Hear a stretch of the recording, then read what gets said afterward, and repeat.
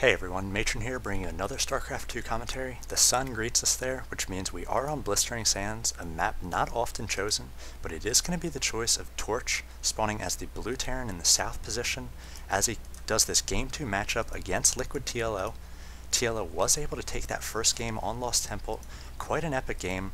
I was out of breath at the end, as I'm sure both players were, averaging close to 200 APM for almost a 30-minute game. And TLO was just able to out-macro TorcH. TorcH, for his part, came in with quite a few battlecruisers at the end, and SCVs leading the charge, able to repair up those battlecruisers and almost push into LiquidTLO's base. TLO was kind of base racing him a little bit with the Zerglings, ripping apart all of the buildings that TorcH could not lift off. So now TorcH does choose Blistering Sands here to try to even up the series 1-1. This is MLG action. This is Dallas, the championship for North America here for the year. And so both players will want to do their best to make it as far in this tournament as possible. 128 players total, as this is second round action. TLO showing a little bit of his ZVT chops here, as he did play the last game almost like a Terran would play it, establishing firm map control with those towers. So very impressive play from TLO, attacking from multiple positions, really keeping TorcH on his heels, forcing a lot of mistakes out of TorcH. So now with this map choice, TorcH is going to try to even this thing up. Looks like TLO has sent a scout over and is going to try to take down the SCV of TorcH as it creates this first barracks here. TorcH got up a fast refinery, so he may be going for a 1-1-1 build again, like he did in the last game. With the short air distance on this map, it could open up a lot of avenues for Banshee play, or maybe even Mutalisk play from TLO. Looks like TLO has gotten up this 15 hatch, something he was able to do in the last game, and then just out-macro TorcH off of 5 bases at the end. So TorcH about to complete this barracks.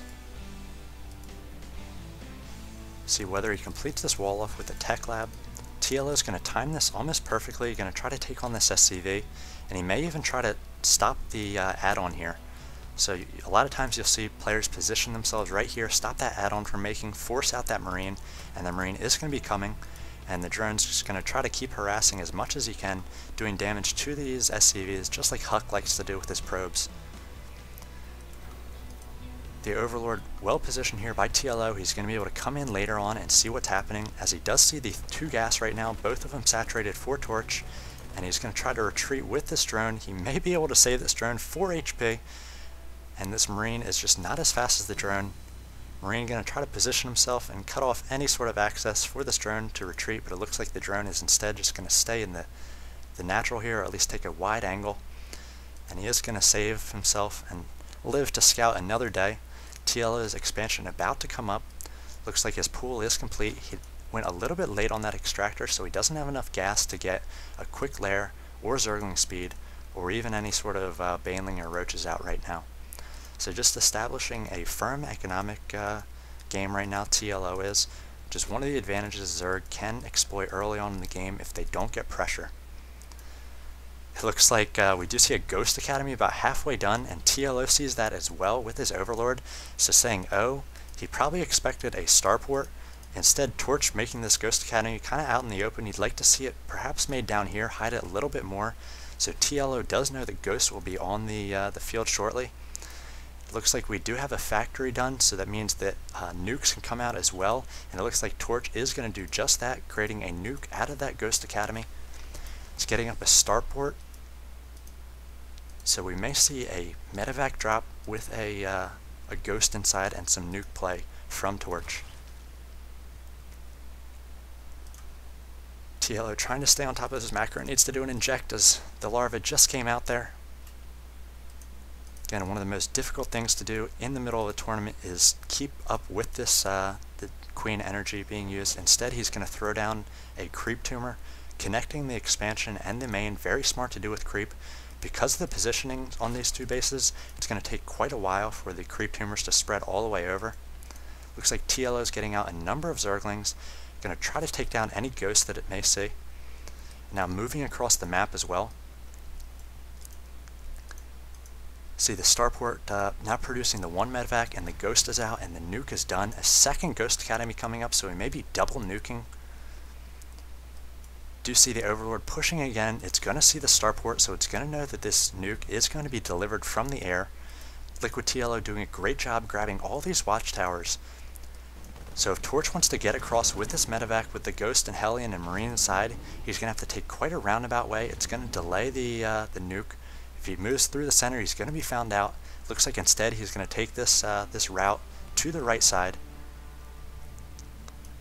We'll see whether that, it looks like he's going to dodge the sight of the tower just enough, and then he's going to make his way up and drop right here.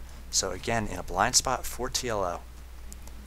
The little one is getting out of Baneling Nest, will be done in 40 units of time, and transforming a lair as well, so he could get Baneling speed going. If you look at the unit counting station, 32 Zerglings on the field for TLO, most of them being rallied into the natural of TorcH. TorcH does have quite a bit of minerals. He might have wanted to throw down an expansion there, as he's kind of be all in with this medevac drop here. We'll see how he's able to use those nukes. Nukes can be great tools taking down the worker count of the enemy. Looks like we have a number of Banelings coming in for TLO. Do see the drop coming in, and the Ghost is now going to nuke. I'm not sure how much damage this nuke is going to do. The Queens do have to back away from it, and all the drones are being pulled away as well. So this nuke is going to hit these cocoons as well as the extractor. Perhaps this one drone takes a full 20 seconds for the nuke to fall. So these top tier players not often going to take much damage from the first nuke here. It takes multiple nukes. Now we see those Zerglings pushing up. He's going to see that TorcH does not have much in the way of defense here, as he's going to be able to push right through with these Banelings, taking down the tech lab and the supply depot. Going to be able to surround that that Ghost. The Ghost did shoot off a nuke there to try to be a defensive nuke, but the Ghost was not able to stay up. Now we see the Banelings coming in, taking down the SCVs of TorcH. TorcH just down to 5 or 6 SCVs now. Now saying GG was worth a try, and TLO gives him a smile, as we did have quite the epic game in the first one. You wonder if TorcH was just too exhausted from that first game. A lot of times the players will move on from a loss quickly and try to get right into the second game, but if you allow that first loss to linger, it can often really affect your decision making. And choosing this map, going for a bit of cheese, kind of felt like TorcH really didn't give himself that much of a chance in the second game. He should have tried to play a style which he was more familiar with, something he was comfortable doing, one of his best TVZ styles. Instead he goes for these nukes, not able to do much damage, killing one drone there, and TLO was able to take this one easily. So after a great first game, a little bit of a dud in the second one, but I really look forward to seeing what TLO is able to do after a few weeks of practice as Zerg.